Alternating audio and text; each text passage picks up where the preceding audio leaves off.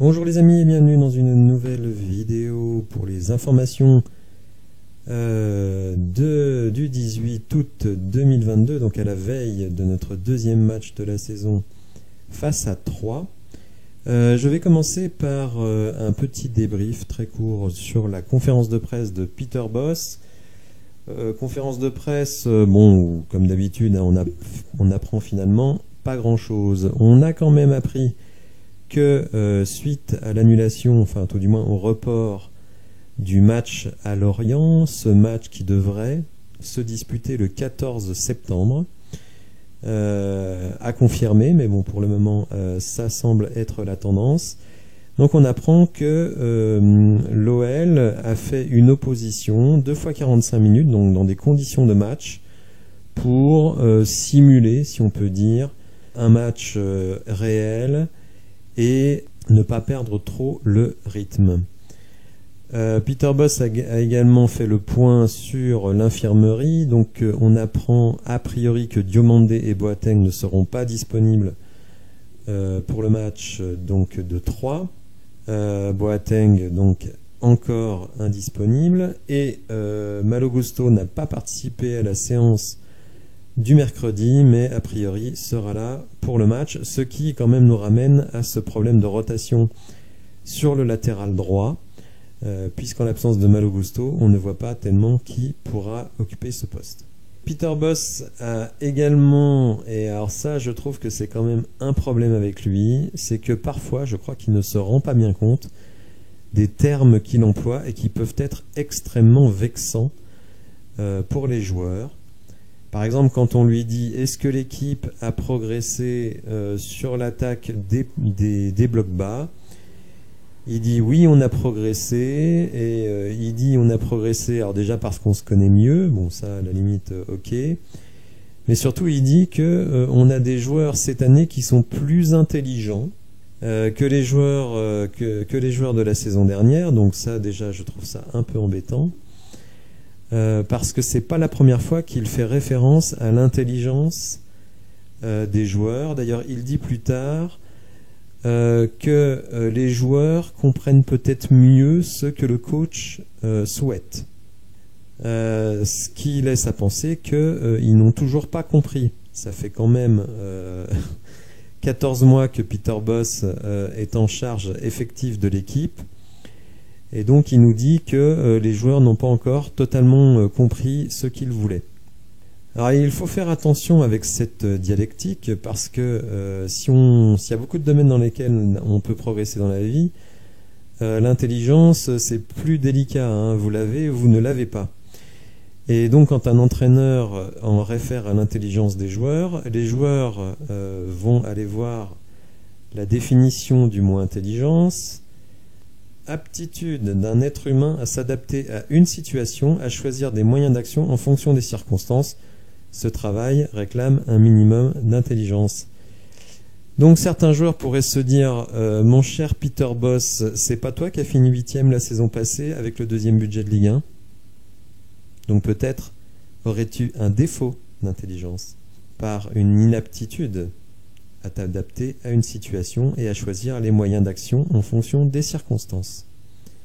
Donc cette dialectique qui vise quand même à cibler l'intelligence des joueurs me gêne énormément et surtout peut arriver en boomerang dans la tronche de l'entraîneur. Là aussi, il a cité nommément Castello Luqueba et Malo Gusto en disant que avec un an d'expérience supplémentaire, peut-être ne commettront pas les mêmes erreurs que l'année passée. Là aussi, une manière de présenter les choses. On peut dire Malo Gusto et Castello Luqueba sont des jeunes joueurs qui continuent leur progression. Vous voyez, c'est un peu moins, je trouve, direct que de dire ils feront pas les mêmes erreurs que l'année passée, parce que ça laisse sous-entendre qu'ils ont fait des erreurs et que ces erreurs nous ont coûté des matchs, ce qui permet aussi d'éluder les erreurs de l'entraîneur. Autre chose que Peter Bosz a dit et qui a même suscité un débat à l'équipe TV, il a dit on ne connaît vraiment bien les joueurs qu'à la fin de la saison. Donc il nous dit les joueurs de la saison passée je les connais bien, Mais donc, il sous-entend que Le Penant, Lacazette, Tolisso, il les connaîtra vraiment bien à la fin de cette saison. Idem pour Tagliafico. Alors je trouve ça quand même assez surprenant. Rappelons-nous que quand Peter Bosz est arrivé en Ligue 1, il dit « Ah bah je connais pas bien la Ligue 1 parce qu'en Allemagne je pouvais pas voir les matchs de Ligue 1. » Ouais. Entre le moment où il signe à l'OL et le moment où il prend l'équipe, il pouvait s'abonner à l'OL Play et revoir tous les matchs de l'Olympique Lyonnais. Et il aurait peut-être mieux connu ses joueurs et peut-être considéré que le jeu qu'il voulait pratiquer n'était pas possible. Ça nous aurait évité une saison aussi calamiteuse. Attention Peter Bosz, parce que ce personnage a sans doute une très haute opinion de lui-même, mais pour le moment, sa carrière, son parcours ne plaident pas en sa faveur. Donc il faudrait qu'il se calme un peu et surtout qu'il montre, lui, pour le coup, une capacité d'adaptation pour obtenir des résultats avec une équipe quand même de très très haut niveau dans le contexte de la Ligue 1.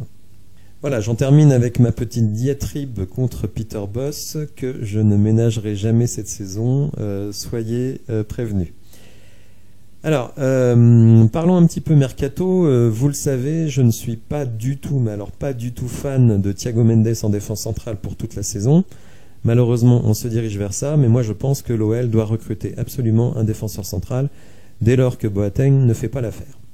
Je pense que Diomandé a des problèmes. Vous voyez, il est encore indisponible pour le match de ce week-end, donc il est très fragile physiquement. Et donc je pense qu'il nous faut un autre défenseur central. Alors, l'OL pourrait se tourner vers une solution un petit peu particulière, puisqu'on est en plein dans l'ADN lyonnais. C'est le retour de Samuel Umtiti, alors qui dispose d'un salaire absolument mirobolant. Mais le Barça veut absolument s'en débarrasser. Le joueur est en contrat jusqu'en 2026. Waouh! Je pensais pas que le contrat était aussi long. Mais le Barça semble ouvert à l'idée de payer une partie du salaire. Ce qui évidemment rendrait le deal possible pour l'Olympique Lyonnais. Alors évidemment, tous les fans de l'OL suivent de près le dossier Umtiti, parce que c'est un joueur qu'on apprécie énormément en tant que personne, mais qui évidemment, encore pire que Corentin Tolisso, a une présence à l'infirmerie absolument énorme, et l'état de son genou évidemment inquiète énormément. Alors vous le voyez dans le tableau ici, dernière saison de Samuel, donc 30 matchs avec l'OL donc en 2015-2016, 2 fois 25 matchs ensuite au Barça, et alors depuis le retour de Coupe du Monde, 14 matchs, 13 matchs, 13 matchs, et un match la saison passée, et vous le voyez, les blessures. Alors Shawmore, on peut même aller encore plus loin, donc vous voyez à chaque fois le genou, le genou, le genou. Bon là il avait mal à l'estomac, mais voilà, vous voyez des périodes d'indisponibilité vraiment très très longues. Donc évidemment le cœur, on aimerait bien récupérer un joueur comme Samuel Umtiti, mais évidemment, dans quel état est-il? C'est tout le problème. Le FC Rennes avait tenté de recruter Samuel Umtiti. Alors on nous a dit qu'il n'avait pas finalement passé la visite médicale. Bruno Genesio était d'accord pour le prendre, mais apparemment le board de Rennes a dit non. Alors le site olympique lyonnais nous dit de son côté Samuel Umtiti rêverait de retourner à Lyon, donc là au moins un joueur motivé, ça c'est très bien. Mais le club français étudie d'autres options et il semble qu'il ne donnerait son accord que s'il ne trouve pas un défenseur central de haut niveau sur le marché. Donc on peut en déduire quand même, faut savoir que le site olympique lyonnais est très proche de l'OL, que l'OL finalement cherche quand même un défenseur central, ce qui pour moi est une très bonne nouvelle, et que s'il trouve personne, il pourrait tenter le coup Samuel Umtiti. Alors dans le cadre d'un transfert, évidemment non, mais dans le cadre d'un prêt, pourquoi ne pas essayer? Si ça marche, super. Si ça marche pas, tant pis. Surtout si on ne prend pas l'intégralité du salaire. Bon, on verra bien ce qui va se passer sur ce sujet. Je suis pas sûr qu'une telle signature serait bien reçue par les par les fans. Moi, bon, j'ai pas d'a priori. Je pense que s'il passe la visite médicale, récupérer un joueur de son expérience et qui serait motivé, ce serait forcément une bonne chose. Mais après, évidemment, il faut qu'il soit apte physiquement. Alors, autre joueur qui fait parler, c'est un joueur suisse, Fabian Reider, je ne sais pas exactement comment on prononce, donc qui est un milieu de terrain extrêmement polyvalent, qui sort d'une très très bonne saison avec les Young Boys de Berne, bon, qui eux n'ont pas fait une bonne saison. Mais en 42 matchs, donc il finit avec 5 buts et 11 passes décisives, ce qui est une bonne chose. On nous dit ici qu'il avait marqué un but contre Manchester United, que depuis la reprise de la saison en Suisse, bon, les Young Boys vont mieux, 6 victoires de nul, mais lui a mis 2 buts et 3 passes décisives en 8 rencontres. Donc on nous dit que c'est un relayeur, mais qui est capable d'évoquer en sentinelle, mais qui peut jouer aussi milieu offensif. Donc un joueur très intéressant, qui a été repéré par un de nos scouts, donc Stéphane Henschos, qui est chargé de suivre et d'observer les championnats suisses, allemands, autrichiens et italiens. Donc le nom est coché, ce sera peut-être pas pour cet été. Le joueur est suivi par de très gros clubs, comme notamment le Real Madrid et le Bayern, et de manière très modeste, le joueur reconnaît que le Bayern est à un niveau trop élevé pour moi. Il pourrait peut-être essayer de venir à Lyon, qui, de son point de vue, serait un club intermédiaire, pour ensuite aller dans un club de plus grande dimension. Est-ce que l'OL va essayer de le faire cet été, surtout si Oussem Aouar s'en va, ou est-ce qu'il va attendre? C'est la question. Voilà, il faut savoir que son nom parmi le staff de l'OL, bon, moi je ne le connais pas du tout, donc je ne vais pas me prononcer, mais bon, il faut savoir, voilà, c'est un joueur qui est très coté à son poste. Alors justement, Oussem Aouar, donc l'équipe aujourd'hui nous donne des nouvelles. Donc apparemment Oussem Aouar s'est mis d'accord avec Nottingham Forest sur les termes d'un transfert. Faut savoir, bon, Oussem Aouar, je le vois dans les commentaires, beaucoup disent il est temps qu'il s'en aille, etc. Mais Oussem, il fait pas comme Moussa Dembélé, il essaye de trouver une solution pour que le club récupère une indemnité de transfert. Donc je pense quand même qu'il faut pas trop le critiquer. Alors certes, on peut le critiquer sur son niveau de jeu, notamment la saison passée, mais il essaye quand même de ne pas partir gratuitement. Donc ça, je trouve que c'est une bonne chose. Après, il ne va pas non plus sacrifier ses 4 ou 5 prochaines années pour l'OL.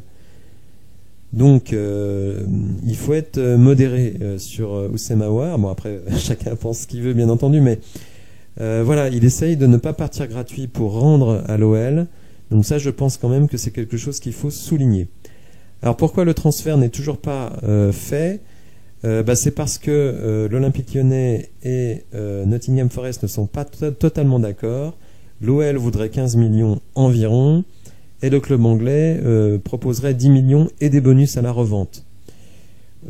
Bon, alors, ça partira peut-être à 12-13 plus des bonus, on a l'habitude. Mais on nous dit quand même qu'Oussem Aouar est quand même hésitant. Et moi je le comprends. Parce que j'ai déjà dit dans une vidéo que moi je trouve que c'est une très mauvaise solution pour lui. Bon, alors il paraît qu'on lui donne un salaire absolument extraordinaire, mais si on lui donne ce salaire maintenant, on lui donnera tout autant la saison prochaine. Voilà, moi je suis pas convaincu. Donc ça semblait être très proche d'être fait. Je pense que le montant du transfert, ça va avancer. L'OL va pas s'asseoir sur 12 ou 13 millions, surtout sur un joueur qui a vocation à peu jouer cette saison. Mais je comprends qu'Oussem, lui, quand même, il soit pas hyper emballé, même si effectivement, peut-être qu'on lui double son salaire, ce qui évidemment reste très difficile à refuser. Dernier sujet aujourd'hui, Ryan Cherki. Ryan Cherki qui n'est toujours pas prolongé, mais selon Foot Mercato, les choses avancent Mais contrairement à ce qu'on pouvait penser au départ, on ne se dirige pas vers une prolongation longue durée. Ryan Cherky, lui, serait a priori d'accord pour prolonger, mais pour une période relativement courte, probablement 2 saisons, je pense, peut-être une 3e avec une option du joueur, je pense. Donc on nous dit ici courte durée, donc courte durée a priori voilà, c'est 2 saisons, je pense, peut-être une seule, hein, puisqu'il a encore une année de contrat. Mon Textor est favorable à l'aboutissement des discussions.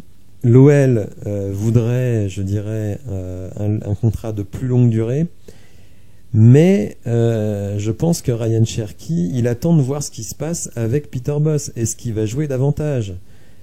Il a très peu joué donc dans le tout premier match face à Ajaccio. Il n'a pas énormément joué en préparation. Il était avec l'équipe des remplaçants, même si face à l'Inter, il a joué toute la deuxième mi-temps.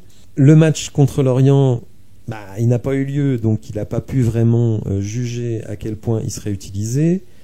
On va jouer contre 3 demain, alors peut-être aura-t-il du temps de jeu, surtout si l'écart est fait assez rapidement, ce qu'on espère tous, mais ce qui n'est pas évident. Donc là aussi, ça va être un peu un juge de paix, mais pas forcément révélateur de ce qui va se passer, parce que si, par exemple, il rentre à l'heure de jeu parce qu'il y a un écart important, ça ne veut pas dire qu'il jouera plus dans les matchs suivants, bon, sauf s'il fait une très très bonne prestation.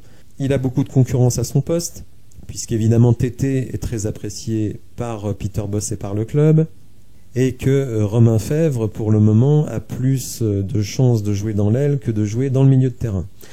Donc voilà, la situation pour Ryan Cherky, elle reste quand même très incertaine, et je comprends tout à fait qu'il ne veuille pas prolonger pour un long bail. On est le 18, il reste encore 2 semaines pour finaliser cette prolongation, avant de le transférer. Évidemment, la prolongation pourra intervenir plus tard dans la saison, mais si l'OL décide de le transférer, il ne reste pas beaucoup de temps. C'est un dossier qui traîne et dont on a du mal à voir le bout. Bon, ma vidéo d'ailleurs commence un peu à traîner, on n'en voit pas le bout. Donc je vous rassure, j'en termine là. J'espère que vous avez apprécié la vidéo. Si c'est le cas, n'hésitez pas à la liker, à vous abonner, c'est très très important.